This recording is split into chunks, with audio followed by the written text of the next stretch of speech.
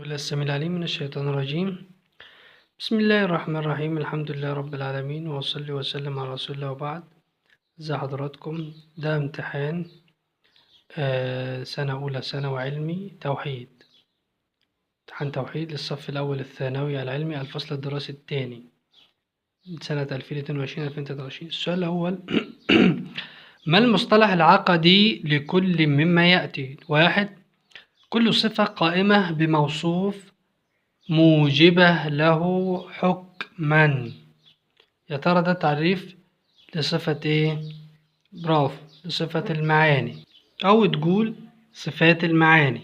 نمرة 2. عدم افتتاح الوجود وهو الثابت لله تعالى. عدم افتتاح الوجود وهو الثابت لله تعالى، هتقول صفة القدم. 3. صفة قديمة زائدة على الذات قائمة به تعالى تخصص الممكن ببعض ما يجوز عليه، صفة الإرادة. 4. صفة وجودية أزلية قائمة بذاته تعالى تصحح اتصاف الله تعالى بالعلم والقدرة والحياة، هتبقى صفة الحياة. نمرة ب. علل ما يأتي. الإرادة تخالف العلم، هتقوله لأن الإرادة تتعلق بالجائز فقط، أما العلم يتعلق بالواجب والمستحيل والجائز. القدرة لا تتعلق بالواجب والمستحيل. ليه؟ هتقول له لأنها إن تعلقت بالواجب فلا يصح أن تعدمه لأنه لا يقبل العدم، وإن تعلقت بالمستحيل فعلى العكس من ذلك. طيب السؤال الثاني، ماذا تعني وحدانية الله تعالى؟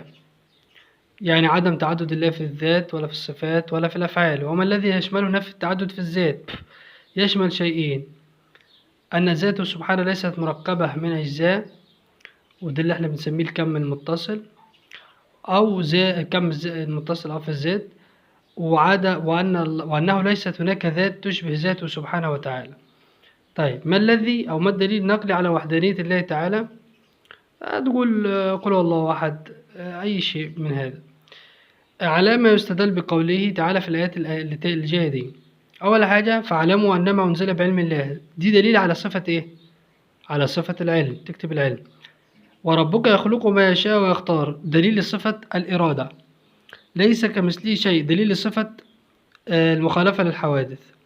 كل من عليها فان ويبقى وجه ربك ذو الجلال والإكرام، دليل لصفة البقاء، وهو على كل شيء قدير، دليل لصفة القدرة. بعد كده نمرة ج في السؤال الثاني اللي هو الأخير، أنسب الصفات الآتية لنوعها. جايب لك صفات بيقول لك ديت تندرج تحت نوع إيه؟ صفة الحياة تندرج تحت نوع إيه؟ برافو ممتاز. المعاني. الوجود تندرج تحت صفة إيه؟ النفسية، يبقى تحط الوجود تحت الصفات النفسية.